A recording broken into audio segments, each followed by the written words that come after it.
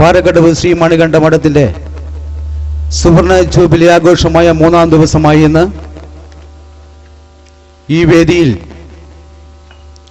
ക്ഷണം സ്വീകരിച്ച് ഈ വേദിയിലെത്തിയിട്ടുള്ള ആധ്യാത്മിക പ്രഭാഷണ വേദികളിൽ നിറസാന്നിധ്യമായ ബഹുമാന്യനായ മുജാഹിദ് ബാലുശ്ശേരി അവർക്ക് മണികണ്ഠ മഠത്തിന്റെ പേരിലും ആഘോഷ കമ്മിറ്റിയുടെ പേരിലും ഹാർദമായി സ്വാഗതം ചെയ്യുന്നു. അതുപോലെ തന്നെ ഈ വേദിയിലിരിക്കുന്ന മണികണ്ഠ മഠം ഗുരുസ്വാമി, കേളപ്പ ഗുരുസ്വാമി, മണികണ്ഠ മഠം secretary Rajagopalan master, president Mulleri Manivarnan, രക്ഷാധികാരി തൈക്കണ്ടി കുഞ്ഞിരാമൻ എന്നിവർക്കും മണികണ്ഠ മഠത്തിന്റെയും ആഘോഷ കമ്മിറ്റിയുടെ പേരിലും സ്വാഗതം അരുളുന്നു. അതുപോലെ തന്നെ ബഹുമാനപ്പെട്ട ഇവിടെ വന്നു ചേർന്നിട്ടുള്ള മുഴുവൻ ആളുകൾക്കും നാട്ടുകാർക്കും സുഹൃത്തുക്കൾക്കും സ്വാഗതം ആശംസിച്ചുകൊണ്ട് ഈ അധ്യക്ഷ സ്ഥാനത്തേക്ക് പ്രസിഡന്റിനെ ക്ഷണിക്കുന്നു.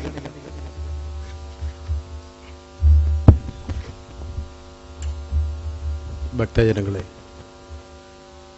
മറ്റ് സഹോദര സമുദായങ്ങളിൽപ്പെട്ട സഹോദരന്മാരെ, സഹോദരിമാരെ, നാട്ടുകാരെ, തൻ്റെ പാണ്ഡിത്യം ഉപയോഗിച്ചുകൊണ്ട് നമ്മുടെ നാട്ടിൽ അങ്ങോളം ഇങ്ങോളം സാഹോദര്യം ഊട്ടിയുറപ്പിക്കുക എന്ന ലക്ഷ്യവുമായി പ്രഭാഷണ വേദികളിൽ നിറഞ്ഞു നിൽക്കുന്ന പാണ്ഡിത്യം, സാന്നിധ്യം ആദരണീയനായ മുജാഹിദ് ബാലുശ്ശേരിയെ മതസൗഹാർദ്ദത്തെക്കുറിച്ചും നമ്മുടെ അനുഷ്ഠാനങ്ങളെക്കുറിച്ചുമുള്ള അദ്ദേഹത്തിൻ്റെ പാണ്ഡിത്യത്തെപ്പറ്റി സംസാരിക്കുവാൻ വേണ്ടി വന്ധ്യനായ ശ്രീ മുജാഹിദ് ബാലുശ്ശേരിയെ ആദരപൂർവ്വം ക്ഷണിച്ചുകൊള്ളുന്നു. അസ്സലാമു അലൈക്കും വറഹ്മത്തുള്ളാഹി വബറകാതുഹു. അൽഹംദുലില്ലാഹി റബ്ബിൽ ആലമീൻ വസ്സലാത്തു വസ്സലാമു അലാ റസൂലിഹിൽ അമീൻ വഅലാ ആലിഹി വസഹ്ബിഹി അജ്മഈൻ. അമ്മാ ബഅദ്. ഇൻ ഉരീദു ഇല്ലൽ ഇസ്ലാഹ മസ്തതഅതു വമാ തൗഫീഖി ഇല്ലാ ബില്ലാഹി അലൈഹി തവക്കൽതു വഇലൈഹി ഉനീബ്. റബ്ബി ഇശ്റഹ് ലീ സദ്രി വയസ്സിർ ലീ അംരി വഹ്ലുൽ ഉഖ്ദതം മിൻ ലിസാനി യഫ്ഖഹു ഖൗലി.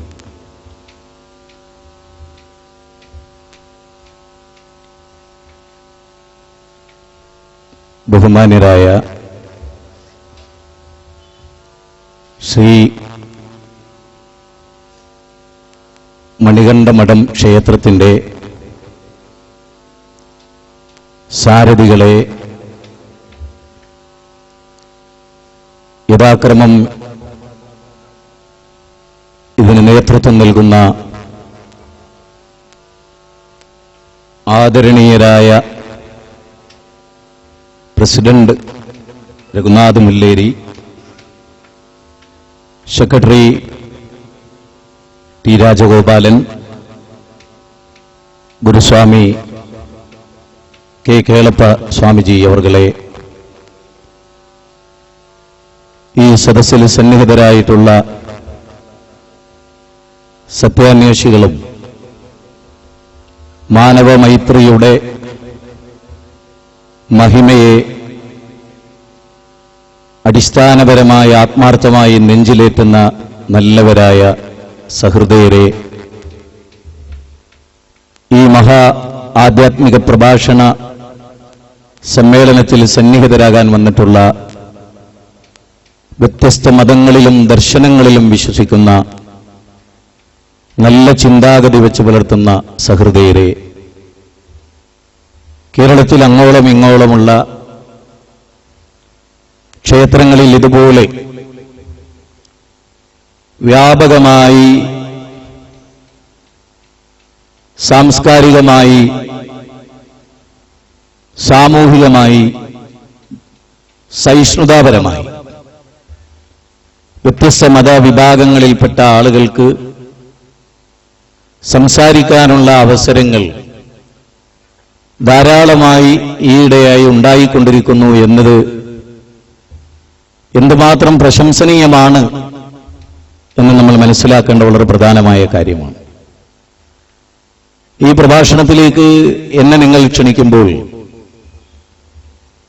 മഹത്തായ ഒരു ഉദ്ദേശമുണ്ട് നിങ്ങൾക്ക്. നമ്മുടെ രാജ്യത്തെ സംബന്ധിച്ച് അടിസ്ഥാനപരമായി നാം ചിന്തിക്കേണ്ടതുമാണ്. 7 അത്ഭുതങ്ങളെക്കുറിച്ച്, ലോകത്തിലെ മഹാത്ഭുതങ്ങളെക്കുറിച്ച് ലോകത്തിന്റെ പല ഭാഗങ്ങളിൽ നിന്നും ആ അത്ഭുതങ്ങൾ എവിടെയാണോ സ്ഥിതി ചെയ്യുന്നത് അവിടേക്ക് ആളുകൾ ചെന്നു ചേരുക സ്വാഭാവികമാണ്. എന്നാൽ അതൊന്നുമല്ലാത്ത ലോകത്തിലെ ഏറ്റവും വലിയ അത്ഭുതം ഏതാണെന്ന് ചോദിച്ചാൽ അത് ഇന്ത്യ രാജ്യമാണ്. ലോകത്തിലെ ഏറ്റവും വലിയ അത്ഭുതമാണ് നമ്മുടെ നാട്. ഗിവ് ആൻഡ് ടേക്ക് പോളിസി സ്വീകരിച്ച ലോകരാജ്യങ്ങളിൽ ഏറ്റവും സമ്പന്നമാണ് നമ്മുടെ നാട്. എന്റെ സംസാരത്തിന്റെ തുടക്കം മുതൽ ഒടുക്കം വരെ നിങ്ങൾ സാഗൂതം ശ്രദ്ധിച്ചാൽ എനിക്ക് ശക്തമായ ഉറപ്പുണ്ട്, പരിപൂർണമായ മാനവികത സൃഷ്ടിക്കുന്നതിന് ഈ പ്രഭാഷണം ഉപകാരദായകമായി തീരുമെന്നതിൽ എനിക്ക് സംശയമില്ല. യാതൊരു ഉറപ്പുമില്ലാതെ, മനസാന്നിധ്യമില്ലാതെ അല്ല ഞാൻ ഇവിടേക്ക് വന്നിട്ടുള്ളത്. പ്രവർത്തിക്കുന്ന ഏതൊരു പ്രവർത്തനവും മാനവ സമൂഹത്തിന് ഉപകാരപ്പെടണമെന്ന് അതിശക്തമായി വിശ്വസിച്ചുകൊണ്ട് തന്നെയാണ് ഇവിടെയുള്ള എല്ലാവരെയും കാണുവാനും ഞാൻ മനസ്സിലാക്കിയിട്ടുള്ള ചില സത്യങ്ങളെ മനുഷ്യരുടെ മുമ്പിൽ എത്തിച്ചു കൊടുക്കാനുമുള്ള എന്റെ ശ്രമം. കേൾക്കുന്നതിന് മുമ്പ് ഒരുപാട് മുൻവിധികൾ ഉണ്ടാവും നമുക്കൊക്കെ, സ്വാഭാവികവുമാണ്.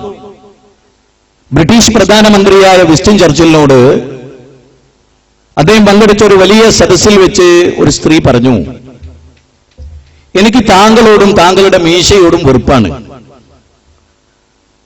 ബ്രിട്ടീഷ് പ്രധാനമന്ത്രിയായ വിൻസ്റ്റൺ ചർച്ചിൽ പറഞ്ഞു, സഹോദരി, ഞാനുമായും എന്റെ മീശയുമായും ബന്ധപ്പെടാൻ നിങ്ങൾക്ക് സൗഭാഗ്യം ലഭിക്കാതെ പോയാൽ ഞാൻ എന്ത് ചെയ്യാനാണ് എന്ന്. നമ്മൾക്കറിയാത്തതിന്റെ ശത്രുവായിരിക്കും നമ്മൾ എപ്പോഴും. അതാണ് ഇവിടെ നമ്മൾ ഗൗരവമായി ചർച്ച ചെയ്യുക. ഏത് മതത്തിലും ദർശനത്തിലും വിശ്വസിക്കുമ്പോഴും മനുഷ്യരെന്ന നിലയിൽ എല്ലാവർക്കും ഐക്യത്തോടെ ജീവിക്കാൻ സാധിക്കുമോ? വ്യത്യസ്ത മതത്തിൽ വിശ്വസിക്കുമ്പോഴും നല്ല അയൽവാസിയായി, നല്ല സുഹൃത്തുക്കളായി ജീവിക്കാൻ നമുക്ക് സാധിക്കുമോ? അതാണ് ഞാൻ എന്റെ പ്രസംഗത്തിൽ ഏറ്റവും ഊന്നി നിൽക്കുന്ന വളരെ പ്രധാനമായ കാര്യം. ആധുനിക കാലഘട്ടത്തെക്കുറിച്ച് നിങ്ങൾ ശരിക്ക് ചിന്തിച്ചാൽ അകന്നു പോകുന്ന മനുഷ്യർ എന്നതിൽ നിങ്ങൾക്ക് സംശയമുണ്ടോ? ആഗോള ഗ്രാമ സങ്കല്പം നിലനിൽക്കുന്ന ഒരു ലോകം. അമേരിക്കയിൽ ഇപ്പോൾ എന്ത് നടക്കുന്നു എന്ന് ഇവിടെ നമ്മുടെ മൊബൈലിൽ ഇരുന്ന് നമുക്ക് കാണാനും അറിയാനും പറ്റുന്ന അധുനാധുനമായ സൗകര്യങ്ങളുള്ള ഒരു കാലഘട്ടത്തിൽ എത്ര വിദൂരത്തുള്ള അത്ഭുതങ്ങളെയും ലോകത്ത് ജീവിക്കുന്നവരെയും ഇവിടെ നമ്മുടെ കയ്യിൽ നോക്കിക്കണ്ട് സംസാരിക്കാൻ പറ്റുന്ന ഭൗതിക സംവിധാനങ്ങളുള്ള ഒരു ലോകത്ത്, കമ്മ്യൂണിക്കേഷൻ ശൃംഖല അഭൂതപൂർവമായി വളർന്ന ഒരു കാലഘട്ടത്തിൽ പോലും ഞാൻ ആത്മാർത്ഥമായി നിങ്ങളോട് ചോദിക്കുന്നു, എന്റെ അയൽവാസിയായ എന്റെ ഭാസ്കരേട്ടനോട് എന്റെ ബന്ധത്തിന് അകൽച്ച കൂടിയിട്ടുണ്ടോ? ഇല്ലേ. ഞാനൊരു പച്ചയായ മനുഷ്യനാണ്. നിങ്ങൾ ആരൊക്കെ എന്തൊക്കെ തെറ്റിദ്ധരിച്ചാലും ഈ നാടുകളിൽ മുസ്ലിങ്ങളിൽ നിന്ന് തന്നെ ഒരുപക്ഷെ എന്റെ പേര് നിർദ്ദേശിക്കപ്പെടുമ്പോൾ ചിലപ്പോൾ നിങ്ങൾക്ക് പ്രയാസങ്ങൾ സൃഷ്ടിച്ചുകൊണ്ടുള്ള സംസാരങ്ങൾ ഉണ്ടാവാം. മനസ്സിലൊന്ന് വെച്ച് പുറത്തേക്കൊന്ന് പറയാൻ അറിഞ്ഞുകൂടാ. അങ്ങനെ ഒരു പിതാവിന്റെ മോനല്ല ഞാൻ. എന്റെ പിതാവ് എന്നോട് പഠിപ്പിച്ചത് എന്താണോ മനസ്സ് അതാവണം ലോകത്തിന് മുമ്പിൽ പ്രകടിപ്പിക്കേണ്ടത്. മഹാത്മാഗാന്ധി പറഞ്ഞത്, എന്റെ ജീവിതമാണ് എന്റെ സന്ദേശം. ലോകത്തോട് നമ്മൾ ഉള്ളു തുറന്ന് സംസാരിക്കുകയാണ്. എന്റെ താടിയെ, ഞാനിട്ടിരിക്കുന്ന ജുബ്ബയെ, എന്റെ മുണ്ട് നരിയാണിയുടെ മേലെ ഞാൻ കയറ്റി കൊടുത്തതിനെ എന്തൊക്കെയോ ദുരൂഹമായി നിങ്ങൾക്ക് തോന്നുന്നുവെങ്കിൽ അത് തിരിച്ചു തരേണ്ട ബാധ്യത എനിക്കുണ്ട്. എന്റെ അയൽവാസിയായ മാധവേട്ടനെ കുറിച്ച് എനിക്ക് ഡൗട്ടുണ്ടെങ്കിൽ ഞാനത് ക്ലിയർ ചെയ്യേണ്ടതുണ്ട്. അങ്ങനെയാണ് മനുഷ്യർ തമ്മിൽ വേണ്ടത്.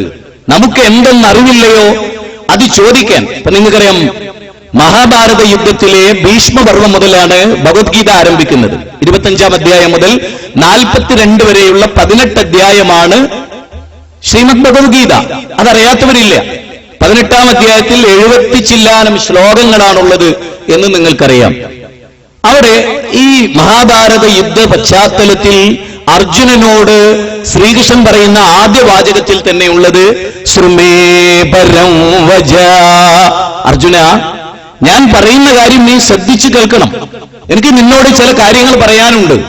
അത് സാധൂതം ശ്രദ്ധിച്ച് നീ കേൾക്കണം എന്നതാണ്. വത്സാ സൗമിത്രേ കുമാര, നീ കേൾക്കണം മത്സരാദ്യം വെടിഞ്ഞെന്നുട വാക്കുകൾ. ഇത് ശ്രീരാമൻ ലക്ഷ്മണനോട് പറഞ്ഞ വാക്കാണ്. ചിത്രകൂടത്തിൽ വരുന്നതിന് മുമ്പ് അച്ഛനെ കൊല്ലും എന്നൊക്കെയാണ് ലക്ഷ്മണൻ പറഞ്ഞിരുന്നത്. കാമവിവശനായ എന്റെ അച്ഛനെ ഞാൻ കൊല്ലും. ചിത്രകൂടത്തിൽ വന്നപ്പോ ശ്രീരാമൻ പറഞ്ഞു, വത്സ സൗമിത്രേ, അല്ലയോ സുമിത്രയുടെ പുത്ര ലക്ഷ്മണ, ഞാൻ പറയുന്ന കാര്യം നീ ശ്രദ്ധിച്ചു കേൾക്ക്.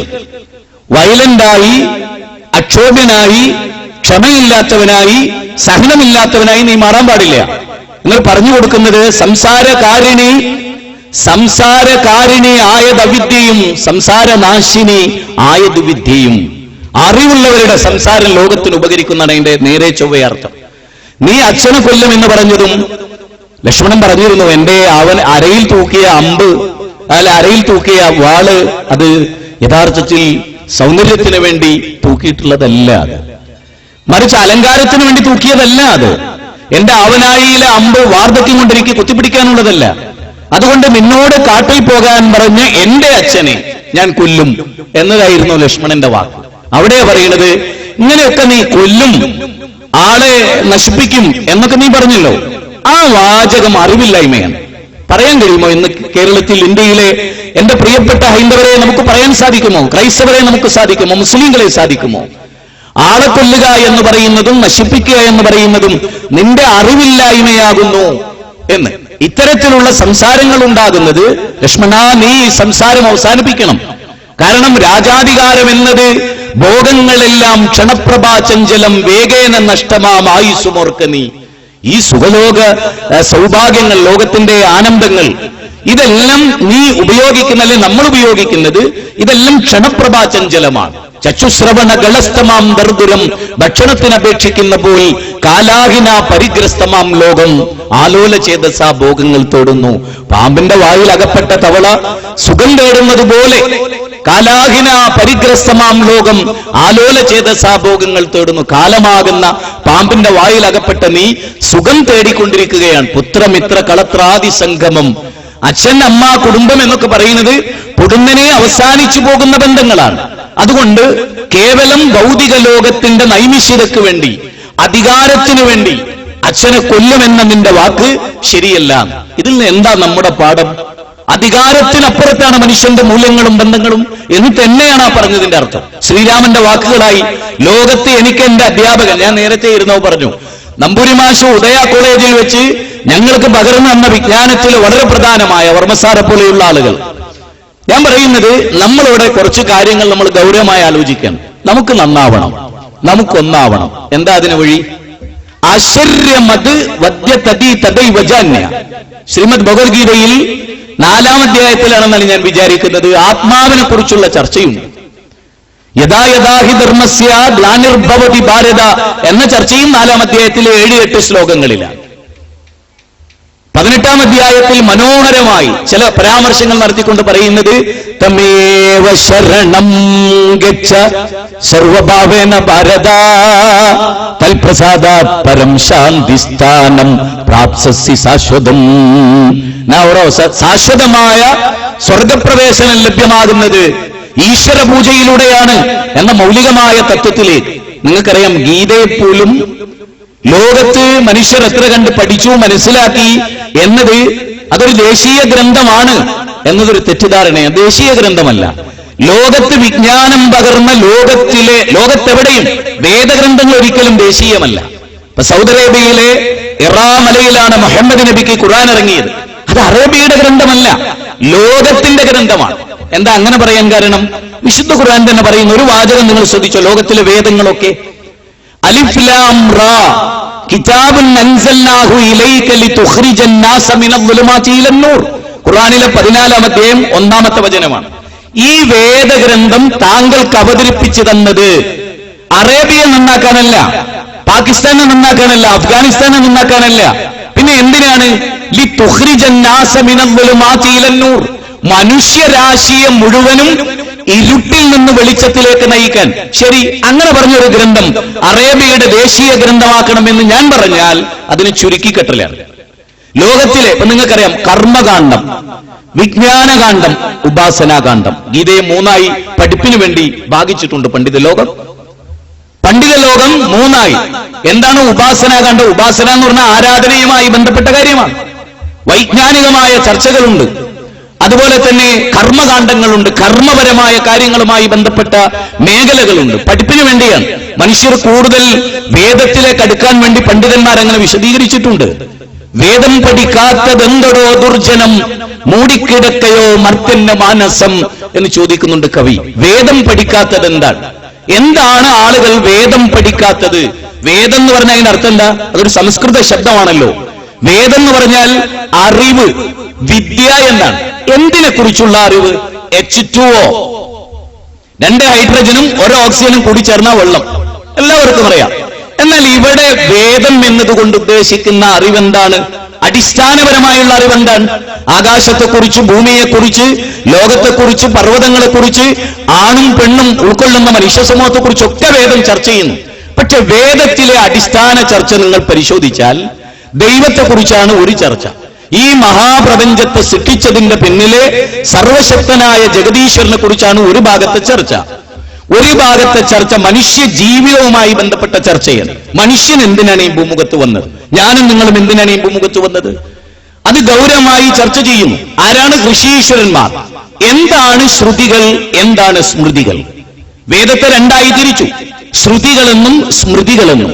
ശ്രുതി എന്ന് പറഞ്ഞാൽ ശ്രവിക്കപ്പെട്ടത്. ആരിൽ നിന്ന്? സർവേശ്വരനിൽ നിന്ന്, പ്രപഞ്ചനാഥനിൽ നിന്ന്. പ്രപഞ്ചനാഥനിൽ നിന്ന് മാനവ സമൂഹത്തിന് ലഭിച്ചിട്ടുള്ളത്, അതാണ് ശ്രുതി എന്ന് പറയുന്നത്. സ്മൃതിയോ? ആചാര്യന്മാരുടെ സ്മൃതിപദങ്ങളിൽ നിന്ന് മാനവ സമൂഹത്തിന് പകർന്നുകൊടുത്ത ആധ്യാത്മിക ജ്ഞാനത്തിന്റെ സ്രോതസ്സുകളാണ് അത്. ഇങ്ങനെ രണ്ടായി തിരിച്ചാൽ ഇപ്പൊ ചതുർവേദം, ഋഗ്വേദം, സാമവേദം, യജുർവേദം, അഥർവേദം, ചതുർവേദങ്ങൾ, 108 സുപ്രധാനമായ ഉപനിഷത്തുക്കൾ. എന്താണത്? ഈ 108 ഉപനിഷത്തിലെ ഏറെ ശ്രദ്ധേയമായ ദശോപനിഷത്തുക്കൾ എന്താണത്?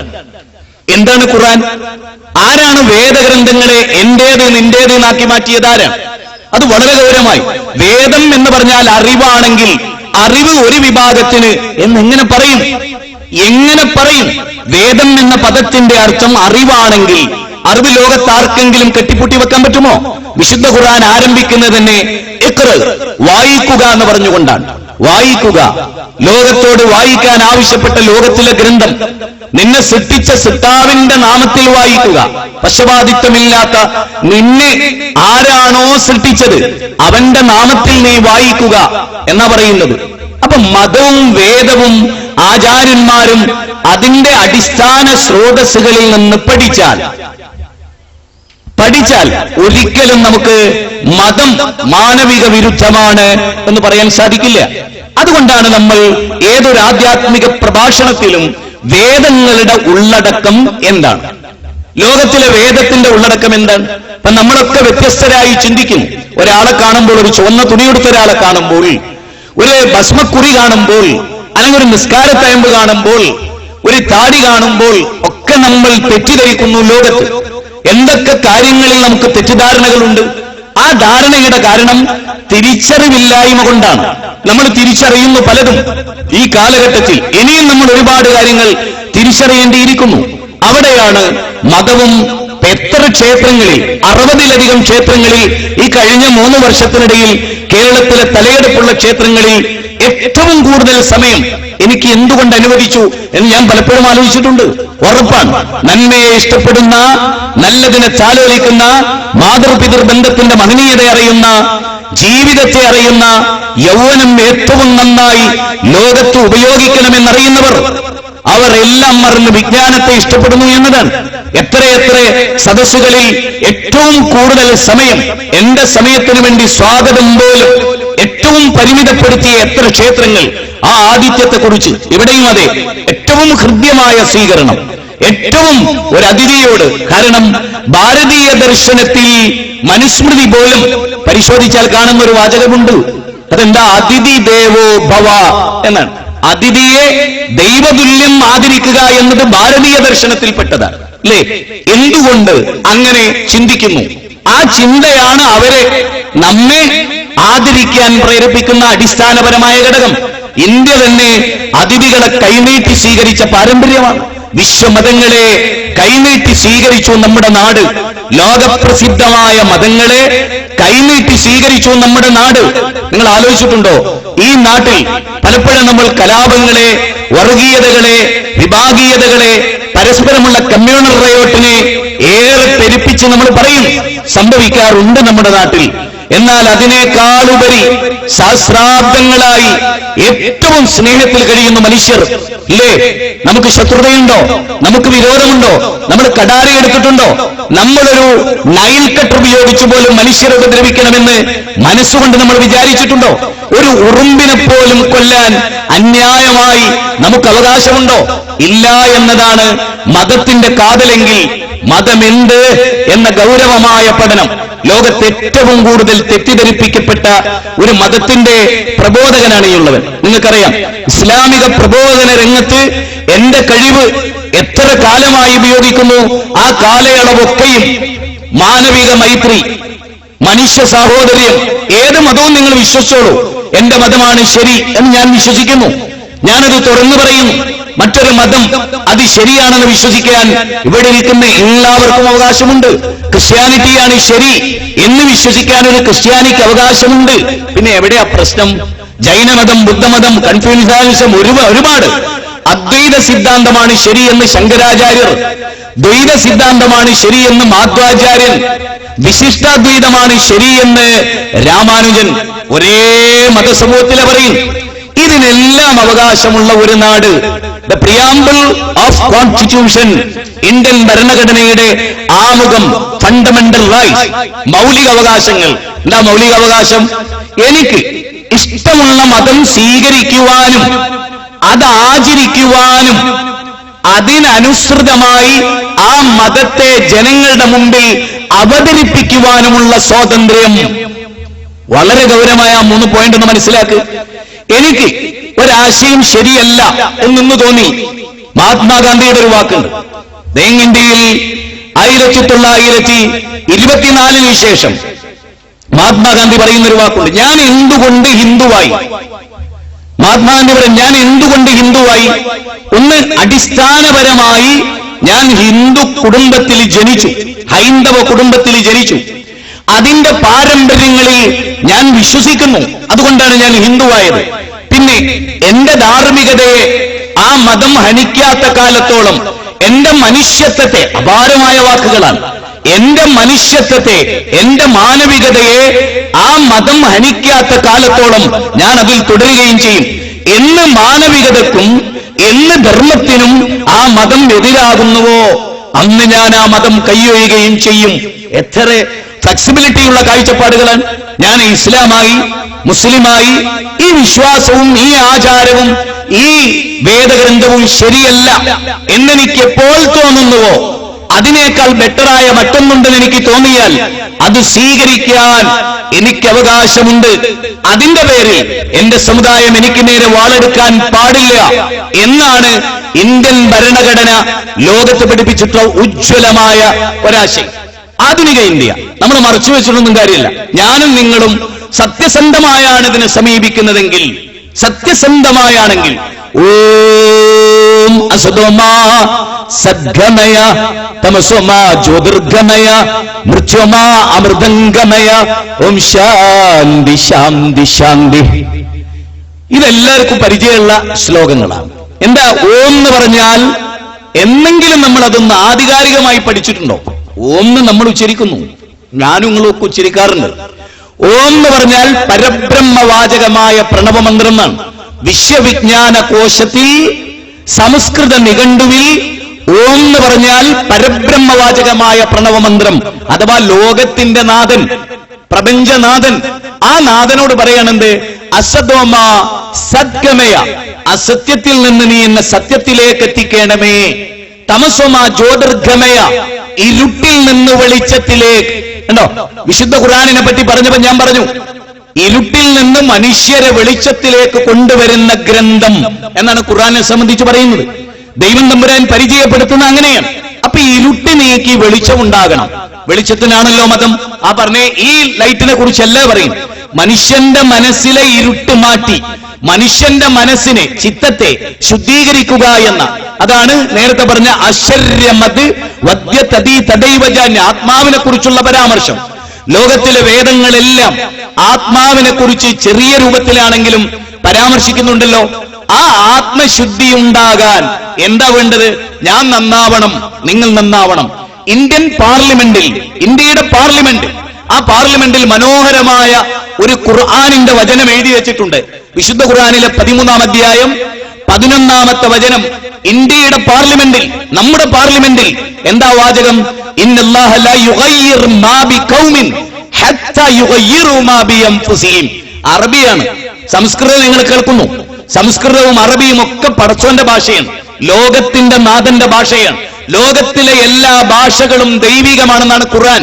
ഖുർആനിലെ 30-ാം അധ്യായം 22, 23, 24 വചനങ്ങൾ. ലോകത്തിലെ എല്ലാ ഭാഷയും ദൈവികമാണ്. അതുകൊണ്ട് ഏതെങ്കിലും ഒരു ഭാഷ മറ്റുള്ള ഭാഷയെ അടിച്ച് ഇരുത്തുകയോ അതിനെ തകർക്കുകയോ ചെയ്യേണ്ടതില്ല. ഓരോ കാലഘട്ടത്തിലും ഓരോ സമൂഹത്തിലും ആ സമൂഹത്തിനൊരു ഭാഷയുണ്ടാവും. സംസ്കൃതം അങ്ങനെ ഉണ്ടായതാണ്, മലയാളം അങ്ങനെയുള്ളതാണ്. ഏത് ഭാഷയും ഒന്നൊന്നിൽ നിന്ന് രൂപപ്പെട്ടിട്ടുണ്ടാവാം. എല്ലാം ദൈവികമാണ്. അതുകൊണ്ട് നിങ്ങളൊന്ന് കേട്ടോളൂ. വിശുദ്ധ ഖുർആനിലെ 13-ാം അധ്യായം 11-ാമത്തെ വചനം എന്താ പറഞ്ഞത്? ഇന്നല്ലാഹ ലാ യുഗയ്യിർ മാ ബിഖൗമിൻ. ഒരു ജനത, ഈ പാറക്കടവ് നാദാപുരം ഉൾക്കൊള്ളുന്ന ഈ പ്രദേശം, കല്ലാച്ചിയിലും കക്കട്ടിലും ഒക്കെ മുസ്ലിങ്ങളുണ്ട്, കുറ്റ്യാടിയിലുണ്ട്. ഈ പ്രദേശങ്ങളിലൊക്കെ ജാതി മതഭേദമന്യേ രാഷ്ട്രീയ പ്രത്യയശാസ്ത്രങ്ങളുണ്ട്. നമ്മൾ എല്ലാവരും ഇവിടെ ജീവിക്കുന്നു. വിശുദ്ധ ഖുർആനിന്റെ പരാമർശം എന്താ അറിയോ? ഒരു ജനത സ്വയം മാറ്റത്തിന് തയ്യാറാകാത്ത കാലത്തോളം നാം അവരെ മാറ്റുകയില്ല. മാറാൻ അവർ തയ്യാറാവണം. നാട്ടിൽ വർഗീയത ഉണ്ടാകുന്നു, ഇല്ലാതാകണം. മനുഷ്യരിടപെട്ടില്ലാതാകണം. അതിന് മനുഷ്യന്റെ മനസ്സ് നന്നാവണം. മനുഷ്യന്, പ്രവാചകന്റെ ഒരു വചനമുണ്ട്, ലോകത്തെ ഏറ്റവും ഉജ്ജ്വലമായ ഒരു വചനമായി എന്റെ മനസ്സിൽ രൂപപ്പെട്ടിട്ടുള്ള വലിയൊരാശയം. അല മനുഷ്യരെ നിങ്ങൾ അറിയണം. മനുഷ്യ, ബാല, സുരേന്ദ്ര, ദേവ, ആയിഷ, ആമിന, അബൂബക്കറെ നിങ്ങൾ അറിയണം. നിങ്ങളുടെ ശരീരത്തിൽ ഒരു മാംസപിണ്ഡമുണ്ട്. നിങ്ങൾ ഓരോരുത്തരുടെ ശരീരത്തിലും ഒരു മാംസപിണ്ഡമുണ്ട്. അത് നന്നായാൽ ശരീരം മുഴുവനും നന്നായി. അത് കേടുവന്നാൽ ശരീരം മുഴുവനും കേടുവന്നു. അലാ വഹിയൽ ഖൽബ്, അത് നിങ്ങളുടെ ഹൃദയമാണ്. നമ്മൾ പറയാറുണ്ട് അയാളെ ഹൃദയം ശരിയല്ല. ഹൃദയം ശരിയല്ല എന്ന് പറഞ്ഞാൽ അവിടെ മിടിക്കണില്ല എന്നാണോ? രക്തചംക്രമണമില്ല എന്നാണോ? അല്ല, അയാളുടെ മനസ്സ് ശരിയില്ല എന്നാണ് ആ പറഞ്ഞത്, അല്ലേ?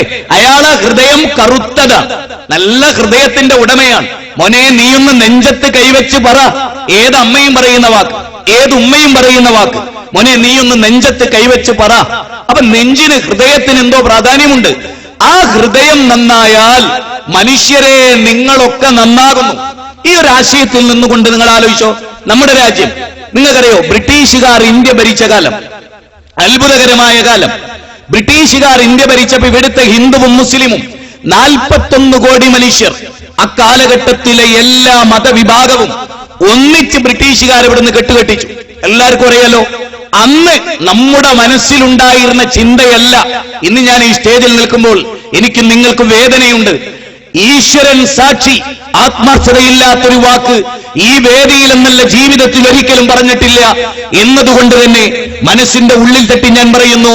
1947 തലേ ദിവസം 1947 ഓഗസ്റ്റ് 14-ാം തീയതി അർദ്ധരാത്രി മൗണ്ട് ബാറ്റൻ പ്രഭുവിൽ നിന്ന് ഇന്ത്യ സ്വതന്ത്രമാകുമ്പോ, പണ്ഡിറ്റ് ജവഹർലാൽ നെഹ്റു ഏറ്റുവാങ്ങുമ്പോ, ആ സ്വാതന്ത്ര്യം സായിപ്പിൽ നിന്ന് ഏറ്റുവാങ്ങാൻ മഹാത്മാഗാന്ധി ഉണ്ടായിട്ടില്ല. മഹാത്മാഗാന്ധി എവിടെയായിരുന്നു? മഹാത്മാഗാന്ധിക്ക് ഉജ്ജ്വലമായൊരു ബോധമുണ്ടായിരുന്നു. മഹാത്മാഗാന്ധി മുസ്ലിം അല്ല. മഹാത്മാഗാന്ധി പറഞ്ഞത്, ഞാൻ ഒന്നാമതായും രണ്ടാമതായും മൂന്നാമതായും അവസാനമായും ഞാനൊരു ഹിന്ദുവാണ്. മരിക്കുമ്പോൾ അദ്ദേഹം ഉച്ചരിച്ച വാചകം ഹരേ റാം എന്ന വാചകം ഉച്ചരിച്ചുകൊണ്ടാണ്. രാമ രാമ എന്ന് വിളിച്ചുകൊണ്ട് ഈ ലോകത്തോട് വിട പറഞ്ഞ മഹാത്മാഗാന്ധി പറഞ്ഞത് വളരെ മനോഹരമാണ്. എന്റെ പ്രിയപ്പെട്ട മനുഷ്യ സഹോദരങ്ങളെ, എന്റെ മുമ്പിൽ ഹിന്ദു, മുസ്ലിം, ക്രിസ്ത്യൻ അല്ല, മനുഷ്യരാണ് ഇവിടെ ഉള്ളത്. അച്ഛനമ്മമാർ ജന്മം നൽകി വളർത്തിയ ഈ രാജ്യത്തിന്റെ ചൂടും ചൂരുമറിയുന്ന, ഈ രാജ്യത്തിന്റെ സൗഹൃദമൊരുക്കേണ്ട, ഈ രാജ്യത്ത് സ്നേഹവും ആർദ്രതയും അലിവും അനുകമ്പയും സഹാനുഭൂതിയും സാവർത്തിത്വവും മേച്ചിൽപ്പുറങ്ങളായി സ്വീകരിക്കേണ്ട അങ്ങ് അപ്പുറത്തെ അഹമ്മദാദിയുടെ വീട്ടിൽ നിന്ന് കരച്ചിൽ കേട്ടാൽ ഓടിയെത്തേണ്ട മാധവന്റെ വീട്ടിൽ നിന്ന് അമ്മയുടെ കരച്ചിൽ കേട്ടാൽ ഓടിയെത്തേണ്ട സുബേറെ നീയും ഞാനും അടങ്ങുന്ന ഈ ഇന്ത്യ എന്തായിരുന്നു എന്ന തിരിച്ചറിവ് ആധുനിക ലോകത്തിലെ മനുഷ്യർക്കുണ്ടാകണം.